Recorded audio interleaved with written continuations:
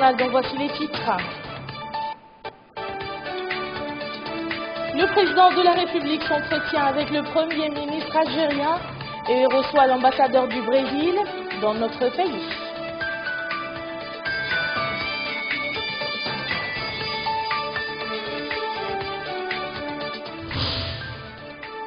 Le Conseil des ministres approuve un projet de décret portant création d'une agence nationale de lutte contre les séquelles de l'esclavage, de l'insertion et de la lutte contre la pauvreté.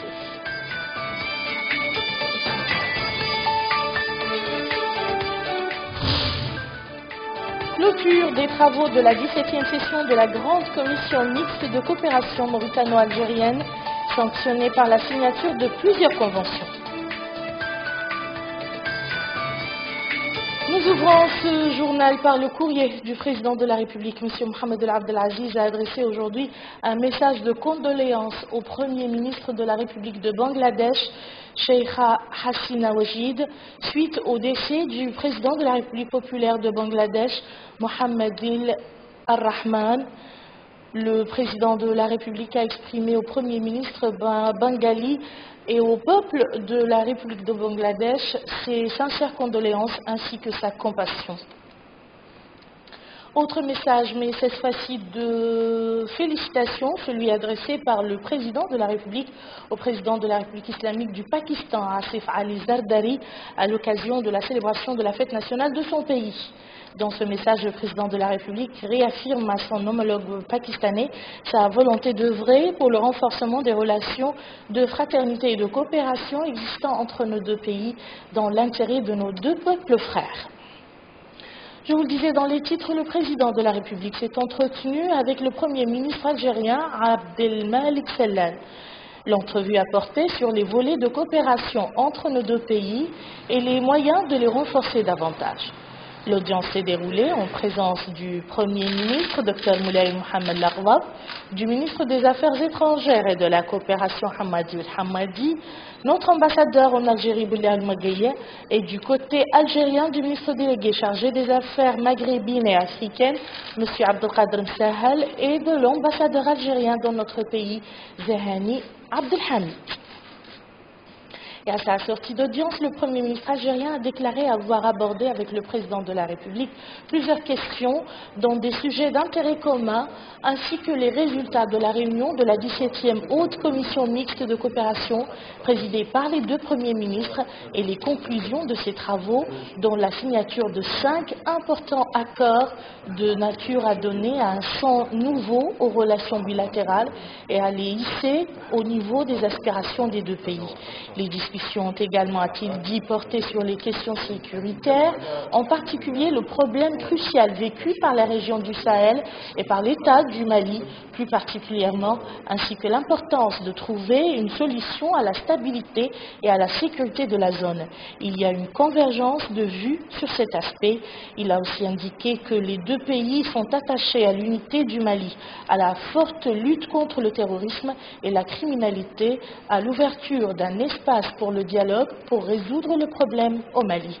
S'agissant des relations bilatérales, le Premier ministre algérien a affirmé qu'ils sont au niveau requis avec un nouveau regain après cette visite puisqu'il existe une vision commune entre les deux présidents.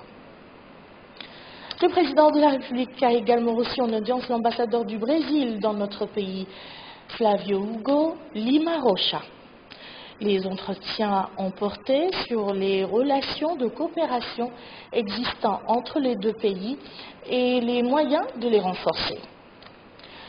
Le Conseil des ministres s'est réuni aujourd'hui sous la présidence de Mohamed El Abdelaziz, président de la République. Le Conseil a examiné et approuvé les projets de loi suivants. Projet de loi autorisant la ratification de l'accord portant création de l'institution de la mutuelle panafricaine de gestion des risques, adopté à Pretoria le 23 novembre 2012, signé par la République islamique de Mauritanie le 27 janvier 2013. Il s'agit d'une institution spécialisée de l'Union africaine qui a pour objet d'aider les États membres à améliorer leurs capacités en vue de mieux planifier et de mieux préparer de mieux aussi répondre à des événements météorologiques extrêmes et à des catastrophes naturelles. Projet de loi autorisant la ratification de protocole à la Convention de l'Organisation de l'Union africaine sur la prévention et la lutte contre le terrorisme, adopté à Addis Abeba le 8 juillet 2004, signé par la République islamique de Mauritanie le 27 janvier 2013. Le protocole est une norme de référence pour établir, promouvoir au niveau national la mise en œuvre des obligations découlant des principes mis en place par l'Union africaine et la communauté internationale dans le domaine de la lutte contre le terrorisme. Projet de loi autorisant la ratification de la Convention de l'Union africaine sur la protection et l'assistance aux personnes déplacées en Afrique, Convention de Kampala, signée par la République islamique de Mauritanie le 27 janvier 2013. La Convention a pour objectif de réglementer la conduite des États africains, en particulier durant les conflits armés, et d'interdire les déplacements dus à diverses actions telles que les conflits ou les projets de développement. Elle prévoit entre autres des dispositions pour l'assistance des personnes déplacées et réitère la responsabilité individuelle des membres des groupes armés en vertu du droit pénal et international, eu égard aux violations commises contre les personnes déplacées. Le Conseil a également examiné et adopté les projets de décret suivants.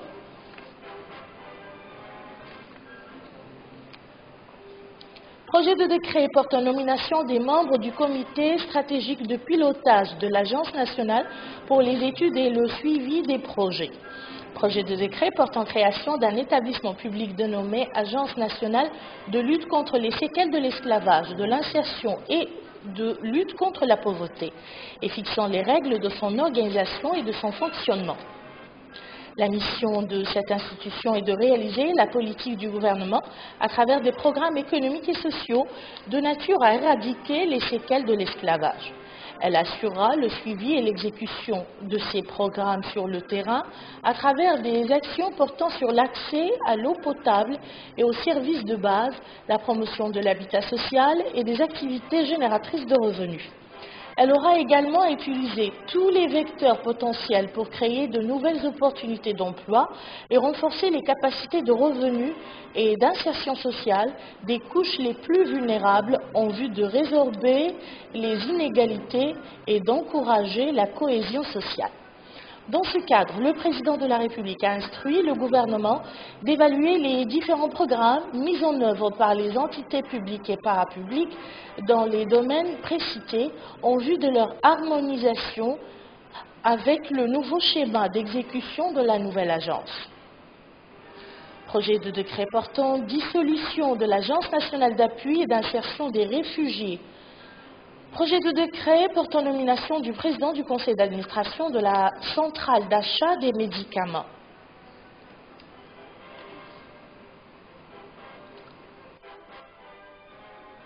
Le ministre des Affaires étrangères et de la coopération a présenté une communication relative à la situation internationale. Le ministre de l'Intérieur et de la décentralisation a présenté une communication relative à la situation intérieure. Le ministre du Pétrole, de l'Énergie et des Mines a présenté une communication relative au développement du projet El Aouj, objet du permis d'exploitation numéro 609B1. La communication informe de la nécessité d'un programme de recherche complémentaire et d'une étude de préfaisabilité pour la première phase du projet au regard de l'actualisation de la stratégie pour le développement du projet El Aouj. Le ministre de la Communication et des Relations avec le Parlement a présenté une communication relative à la migration de l'audiovisuel analogique vers le numérique en Mauritanie. Enfin, le Conseil a pris les mesures individuelles suivantes. Ministère de l'Intérieur et de la Décentralisation, cabinet du ministre, attaché de cabinet, Mme Sal Kemteta, titulaire de diplôme de maîtrise précédemment au cabinet du MEDEC. Administration centrale, direction générale, le L'administration territoriale, direction des circonscriptions administratives et des affaires juridiques, directeur Mohamed Cheikh Oulmassire, attaché d'administration générale précédemment au ministère de l'Intérieur et de la décentralisation. Direction générale des affaires politiques et des libertés publiques, direction des études et de la documentation, directeur Mokhtar Ndiaye, administrateur civil précédemment Hakim de Nema. Administration territoriale, Wilaya du Houd Sharqi, Muqata'a de Nema, Hakim de Nema, Mohamed Lamine Lezain, administrateur civil précédemment Hakim adjoint de Riyad. Muqata'a de Djigani, Hakim de Djigani, Salim Ould Talib Abdelrahman, administrateur civil précédemment chef arrondissement de Quddiya. Muqata'a de Basiknou, Hakim de Basiknou, Mohamed Yahya Ould Hassan, administrateur civil précédemment Hakim Dalek. Hakim Moussaïd Vehbi Ould Sidi Ali, administrateur civil précédemment Hakim Moussaïd de Tijigja. Muqata'a de Mourj, Hakim de Mourj, Mohamed Islam Oulibou, administrateur civil précédemment Hakim de Bababé, arrondissement de Vassalanere, chef d'arrondissement de Vassalanere, Mohamed Ould Mounja, rédacteur d'administration générale, précédemment chef d'arrondissement de Ndiago. Wilaya du Houd al-Gharbi, Muqata'a de Koubani, Hakim Koubani, Mohamed Ould Nami, attaché d'administration générale, précédemment Wali Moussaïd au Guidimaka. Muqata'a de Tam Shekkat, Hakim de Tam Shekkat, Abd Daïm Ould Mustafa, administrateur civil précédemment au ministère de l'Intérieur et de la décentralisation. Wilaya de la Saba, Muqata'a de Kifa, Hakim de Kifa, Sek Amadou Demba, attaché d'administration générale, précédemment directeur de cabinet du Wali du Tagan. Muqata'a de Kankoussa, Hakim de Kankoussa, Cheikh Tidjan Ould Bal Shrif, administrateur civil, précédemment Hakim d'Elmina. Muqata'a de Gerou, Hakim de Gerou, Ba Ahmed Ali Yero, administrateur civil, précédemment Hakim de Tamshakat. Wilaya du Gorgol, Muqata'a de Mbout, Hakim de Mbout, Kan Osman Brahim, administrateur civil, précédemment Hakim de Riyad. Muqata'a de Mungel, Hakim de Mungel, Zaid Ould Dahan Ould Walmou, administrateur civil, précédemment Hakim de Sepra. Arrondissement de Toufoun Sivé, chef d'arrondissement Mohamed Hurma Ould Mohamed Ghali, administrateur civil, précédemment ministère de l'Intérieur et de la décentralisation. Muqata'a de Maqama, Hakim de Maqama, Ahmedna Ould Mohamed Lamine, administrateur civil, précédemment Hakim de Bogué. Wilaya du Bratna, conseiller chargé des affaires politiques et sociales, Hassan Ould Ahmed Ma'loum, administrateur civil, précédemment Hakim de Koubani.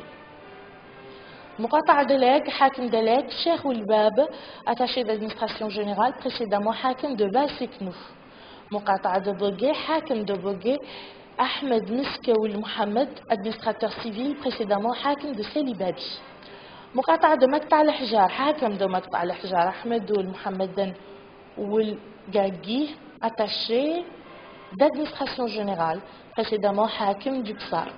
Muqata'a de Bababé, Hakim de Bababé, Mohamed Val Ould Bah Ould Lbou, précédemment Hakim de Mourj. Wilaya du Traza, Muqata'a de Boutilimit, Hakim de Boutilimit, Lbou Ould Lvadl, administrateur auxiliaire, précédemment Hakim de Mbout. Muqata'a de Wad Naga, Hakim de Wad Naga, Mohamed Mustafa Ould Siddiq, administrateur civil, précédemment Hakim de Mungel.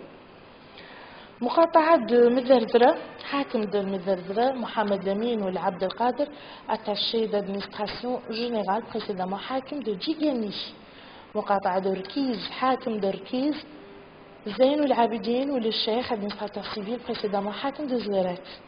Arrondissement de Tekan, chef d'arrondissement de Tekan, Mohamed Mahmoud Ould Khattar, attaché d'administration générale, précédemment chef d'arrondissement de Toufoun Sivé. Arrondissement de Ndiago, chef d'arrondissement de Ndiago, Talib Ould Ahmed Ould Dey, attaché d'administration générale, précédemment Hakim Moussaïd de Basiknou. Wilaya de Dakhlet Nouadhibou, conseiller chargé des affaires politiques et sociales, Mohamed Lamine Ould Mohamed, administrateur civil, précédemment chef d'arrondissement de Tekan. Muqata'a de Nouadhibou, Hakim Moussaïd de Nouadhibou, Saqo Amadou Abdoulaye, attaché d'administration générale, précédemment Hakim Moussaïd de Toujounine.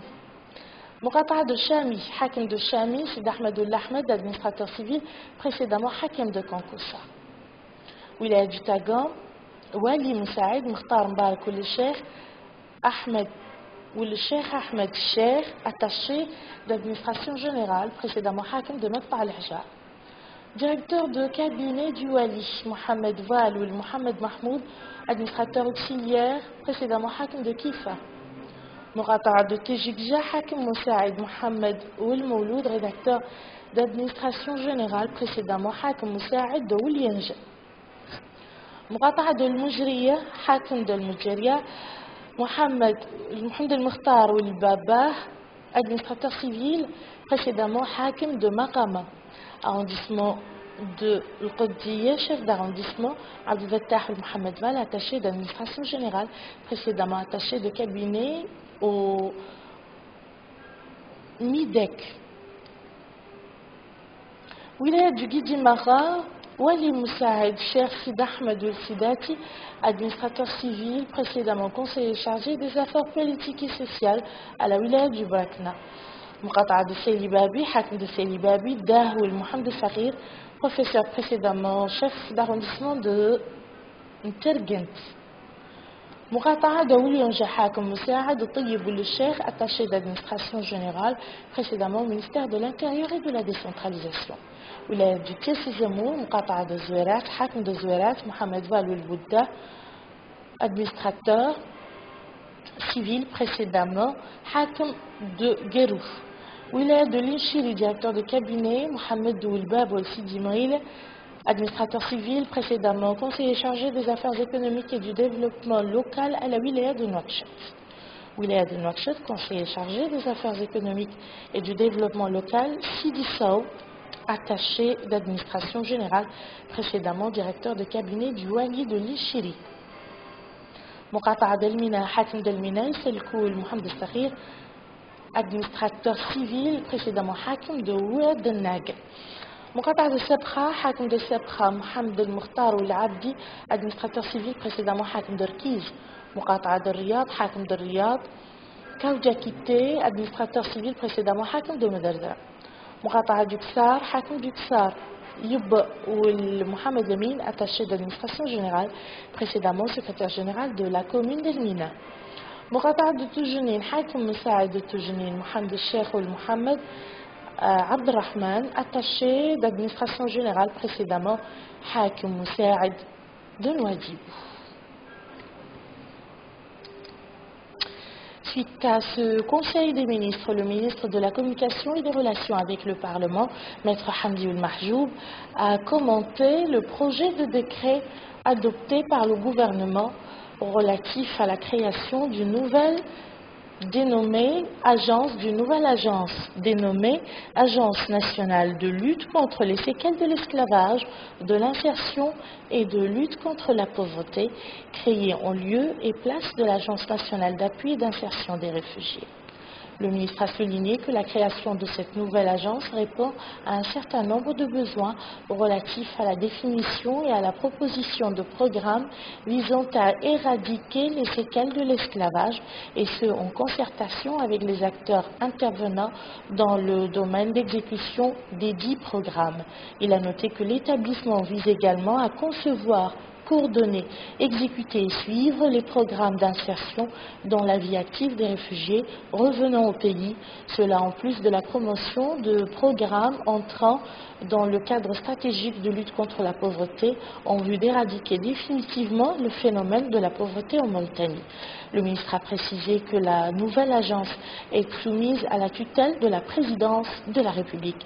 Elle est, a-t-il dit, l'instance à travers laquelle l'État exécutera toutes les opérations liées à l'éradication des séquelles de l'esclavage et à l'insertion dans la vie active des réfugiés qui ont regagné le pays, ainsi qu'à la promotion des programmes visant à lutter contre la pauvreté.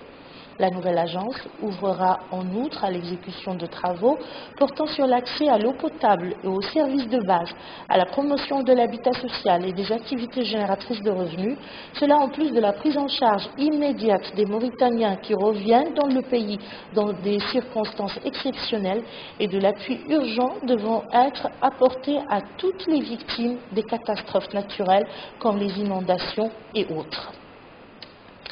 Le Premier ministre algérien Abdelmalek Sellal a quitté Nouakchott en début d'après-midi. Le Premier ministre algérien avait co-présidé avec son homologue mauritanien les travaux de la 17e session de la Haute Commission mixte mauritano-algérienne de coopération. L'hôte algérien a été salué à son départ de l'aéroport de Nouakchott par Dr Moulay Mohamed Laghlab, entouré du ministre des Affaires étrangères et de la coopération Hamad Zil Hamadi et la mission mauritanienne d'accompagnement.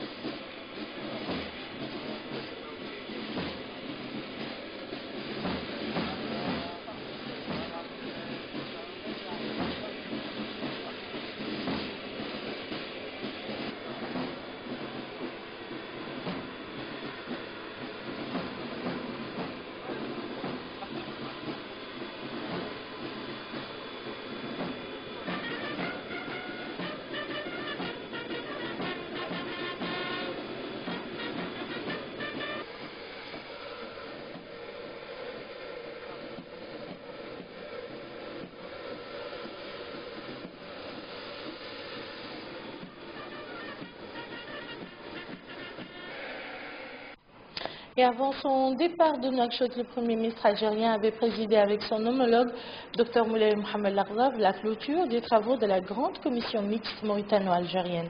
Les deux ministres, après avoir signé le procès-verbal de la session et supervisé la signature des conventions par les ministres des Affaires étrangères des deux pays, ont loué le niveau de relations qui existe entre la Mauritanie et l'Algérie. La clôture de cette 17e session de la Grande Commission mixte de coopération mauritano-algérienne a été marquée par la signature par les deux ministres, Dr Moulay Mohamed Laghlab et Abdelmalek Sellal, du procès verbal de la session. 3 autres conventions de coopération ont été signées par les ministres des Affaires étrangères de la coopération, Hamadi ou Hamadi, et le ministre algérien délégué aux affaires maghrébines et africaines, Abdelkader Msahel, dans les domaines de développement des ressources en eau, de la santé animale et de la pêche maritime. Les deux pays ont également signé 2 programmes exécutifs dans les domaines de l'alphabétisation, de la jeunesse et des sports.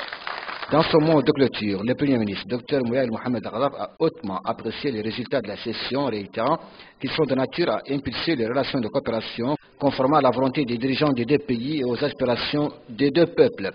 Il a ajouté que les accords et programmes exécutifs signés lors de cette session dans des domaines vitaux comme les taxes douanières, les impôts, les industries, les mines, l'énergie, l'agriculture, l'élevage, l'hydraulique, la pêche maritime, l'investissement et les échanges commerciaux constituent un bond qualitatif sur la voie du raffermissement des relations liant les deux pays à tous les niveaux. Le Premier ministre a rappelé que les liens entre la Mauritanie et l'Algérie sont très anciens et se sont toujours renforcés au fil des années par la contribution des directions politiques et élites culturelles, notant que les accords signés aujourd'hui constituent une étape supplémentaire en matière de renforcement de la coopération bilatérale qui demeure un fondement essentiel du Grand Maghreb, Maghreb des peuples et des institutions. Il a enfin salué le travail accompli par les commissions de suivi techniques et des experts en vue de donner un nouvel élan aux relations de coopération bilatérale en les orientant vers la complémentarité et le partenariat mutuellement avantageux qui constituent un rêve pour les deux peuples et auxquels les gouvernements s'attellent à les concrétiser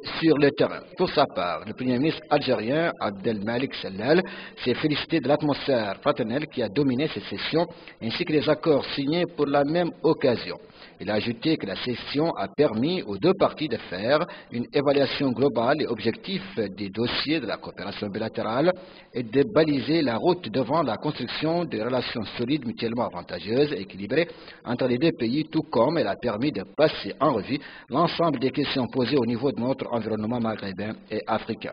Le Premier ministre algérien a enfin émis le vœu de voir les hommes et opérateurs économiques dans les deux pays étudier les mécanismes permettant de nouer des relations et partenariats réussis.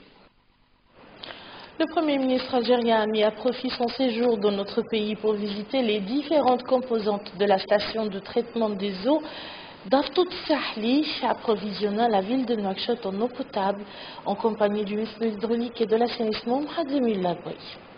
La délégation a suivi un exposé présenté par le directeur général de la station, dans lequel il a expliqué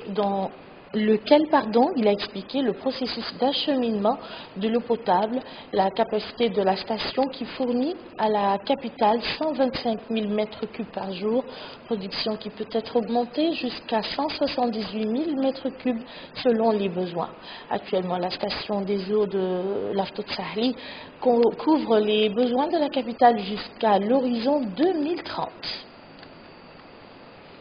Et nous clôturons ce chapitre de la visite du Premier ministre algérien par le dîner organisé hier soir en son honneur par son homologue, Dr Moulay Mohamed Laghdaf. Ont assisté au dîner les membres des deux délégations des deux pays. Les ministres de l'Habitat, de l'Urbanisme et de l'Aménagement du territoire et son homologue de la Santé ont procédé hier à la pose de la pierre d'extension du centre hospitalier Mère et Enfants. La modernisation de cette infrastructure s'inscrit dans le cadre des efforts du pouvoir public visant à améliorer certaines infrastructures de base qui permettront sans nul doute de répondre aux exigences des populations dans le domaine de la santé. Moussa Ndiaye. Cette extension du centre hospitalier Mère et Enfants vise à réaliser deux pavillons, dont un pour la pédiatrie et le second pour l'échographie, en plus de la construction des locaux de l'administration et la mise à niveau du bâtiment dans son ensemble. Sur place, les deux membres du gouvernement de la santé et de l'habitat ont été édifiés sur les travaux dont la réalisation durera 6 mois et ont nécessité un financement de 213 millions d'ouguiyas entièrement pris en charge par l'État mauritanien. Sur instruction du président de la République, son Excellence Mohamed Abdelaziz, le gouvernement de son Excellence le Premier ministre Moulay Mohamed Laghdaf, mon collègue ministre de la Santé et moi-même, nous sommes venus lancer les travaux d'extension, de mise à niveau et de modernisation de cet hôpital si cher au président de la République. Vous n'êtes pas sans ignorer que cet immeuble, à l'origine, était prédestiné à autre chose. Et le président a décidé que le premier usage qui serait réservé à un des plus gros bâtiments de la République, ce serait un hôpital pour la mère et l'enfant. Ça donne tout un sens à la politique globale du gouvernement. Chemin faisant, cet hôpital a vu le jour. On s'est rendu compte qu'il y avait quelques problèmes de fonctionnement. Il a été décidé instamment de réaliser des travaux complémentaires pour une mise aux normes de cet hôpital.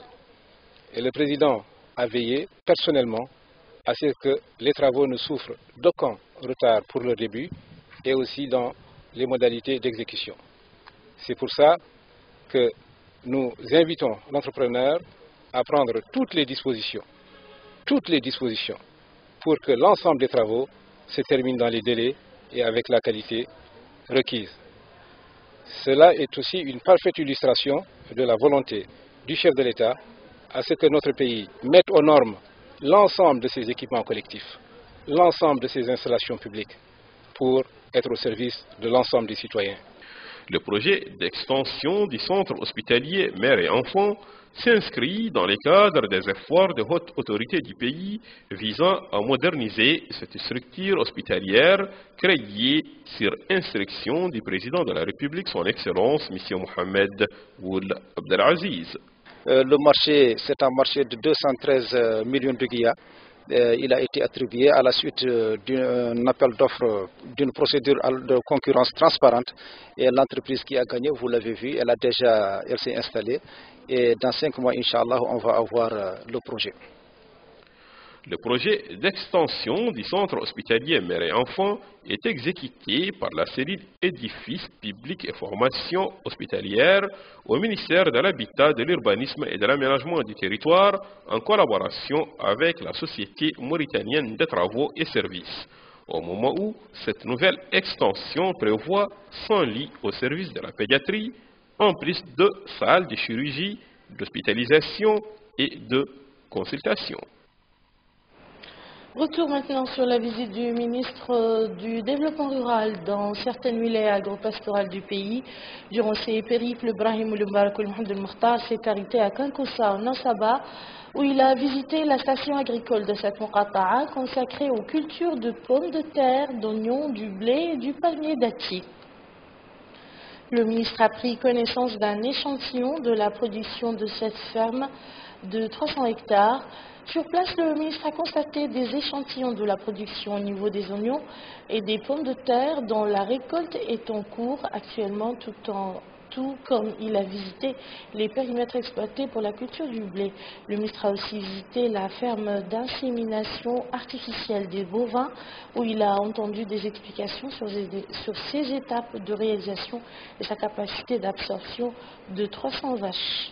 Après la visite, le ministre a tenu une réunion avec les bénéficiaires et les coopératives féminines dans laquelle il a expliqué les objectifs de sa visite qui coïncident avec la période de récolte. Il a souligné que la Muqata'a de Kankossa, qui connaît aujourd'hui des réalisations palpables comme le désenclavement et l'aménagement agricole, était longtemps négligée par les anciens régimes politiques qui se sont succédés dans le pays. Le ministre a enfin annoncé le lancement imminent d'une étude technique pour jauger la capacité en eau du lac de Kankossa, sa profondeur et les aménagements nécessaires qui peuvent être réalisés.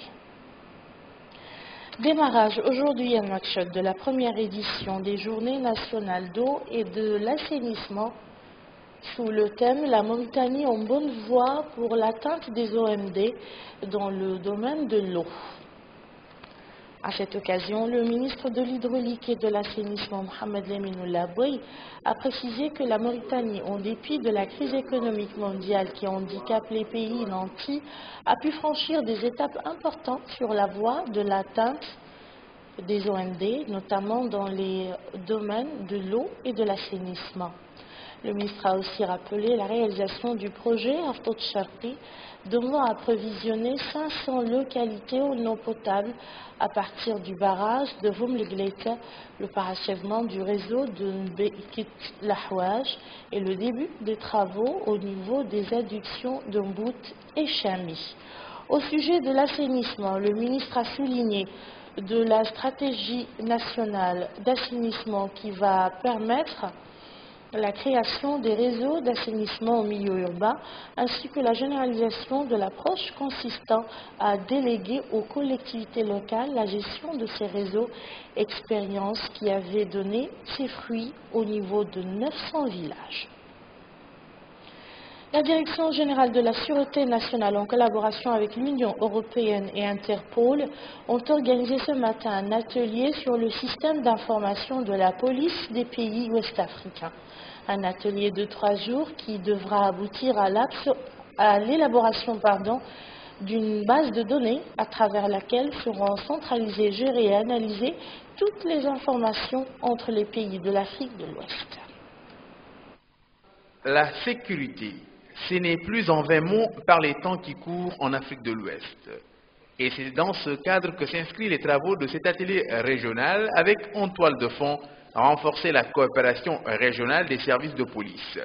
En acceptant d'abriter ces travaux du projet de système d'information de la police en Afrique de l'Ouest, vous avez magnifié l'idéal indispensable de la coopération régionale en matière de réponse concertée et coordonnée face à la multitude de menaces qui concernent l'Afrique de l'Ouest.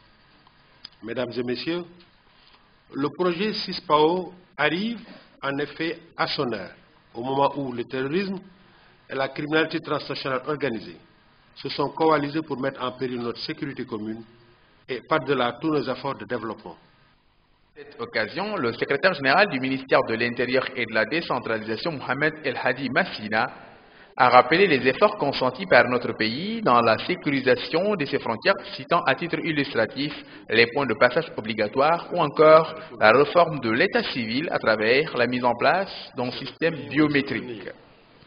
Ces efforts, a dit le secrétaire général, vont assurément aider les services de police et de sécurité à faire face à la menace terroriste dans toute sa dimension.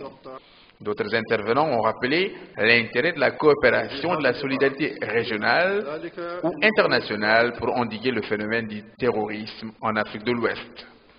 Le terrorisme et la criminalité organisée sont des fléaux qui n'ont pas de frontières. Les pays présents aujourd'hui à cet atelier n'ont pas attendu pour prendre des dispositions pour lutter contre ces phénomènes, que ce soit dans le domaine de renforcement du cadre juridique ou de formation de ces forces de sécurité pour faire face aux menaces terroristes.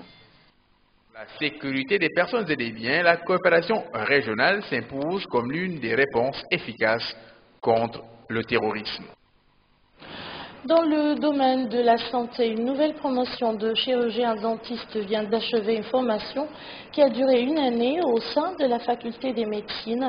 Il s'agit d'une formation initiée par un groupe de médecins en collaboration avec le ministre de la Santé visant à accompagner la politique de l'État dans le développement des ressources humaines.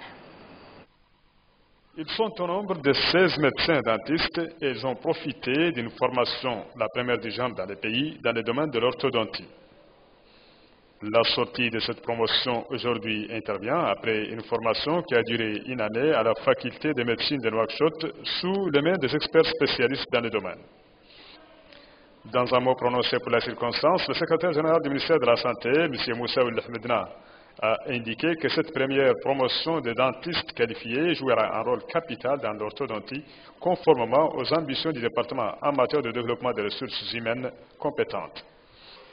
Il s'agit ainsi de hisser les services de santé dispensés aux citoyens au niveau de leurs aspirations, conformément aux préoccupations des autorités publiques qui accordent un intérêt particulier au secteur de la santé, aussi bien en matière d'infrastructure que de formation d'un personnel qualifié, a ajouté le secrétaire général.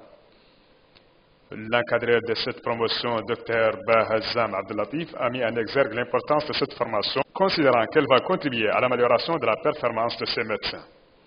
Des diplômes attestant des qualifications en orthodontie fixes et mobiles ont été remis aux sortants au cours de cette cérémonie par le secrétaire général et par certaines personnalités officielles du département.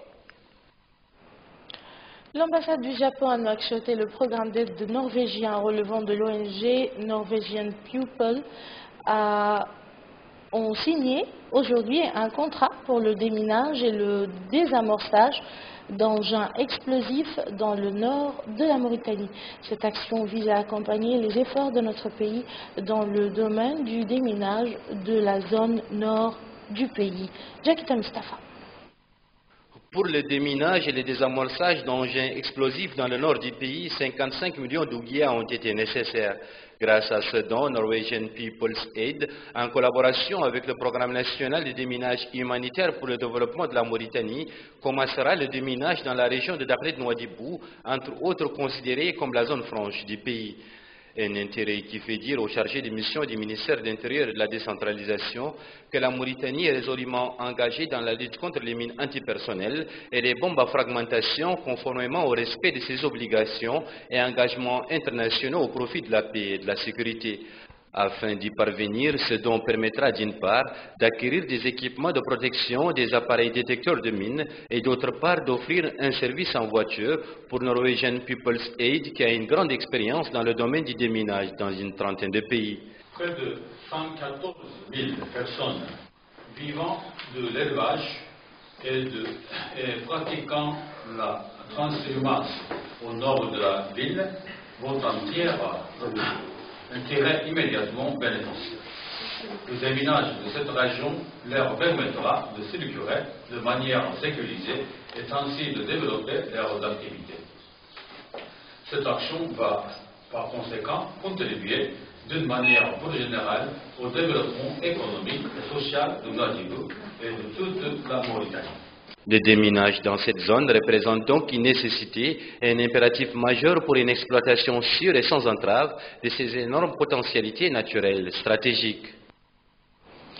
La Commission nationale pour l'éducation, la culture et les sciences a commémoré hier soir dans son siège la journée internationale de la francophonie qui coïncide avec le 20 mars de chaque année.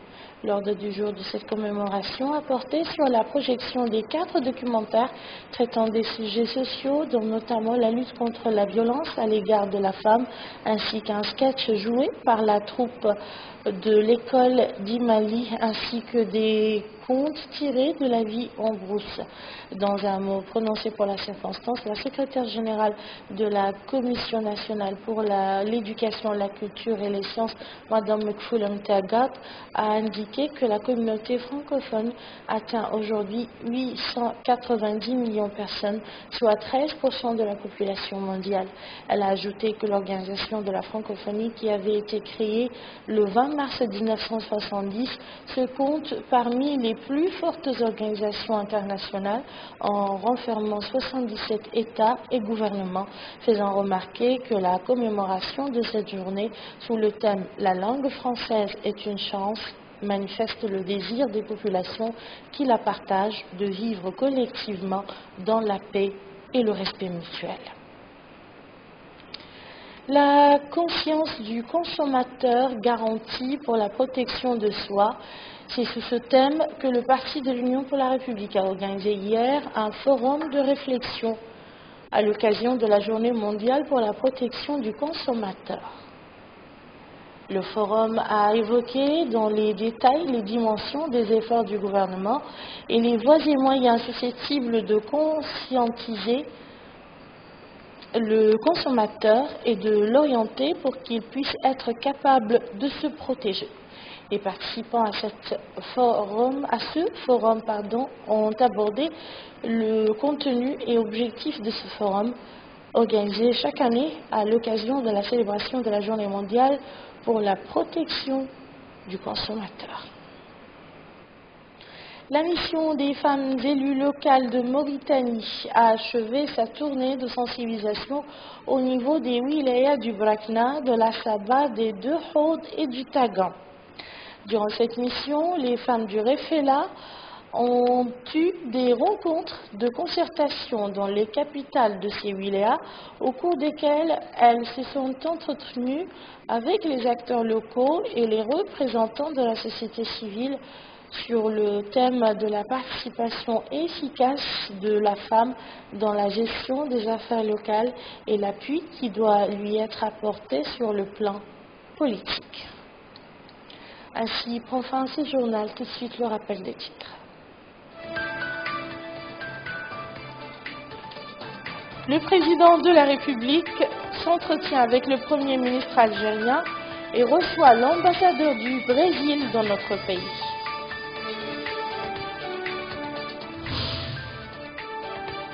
Le Conseil des ministres approuve un projet de décret portant création d'une agence nationale de lutte contre les séquelles de l'esclavage, de l'insertion et de la lutte contre la pauvreté.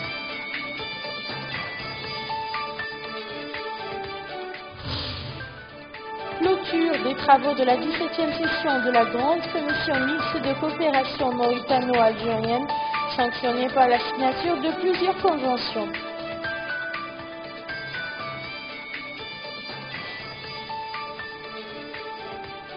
Merci Madame, Monsieur de nous avoir suivis. Je vous souhaite un excellent week-end.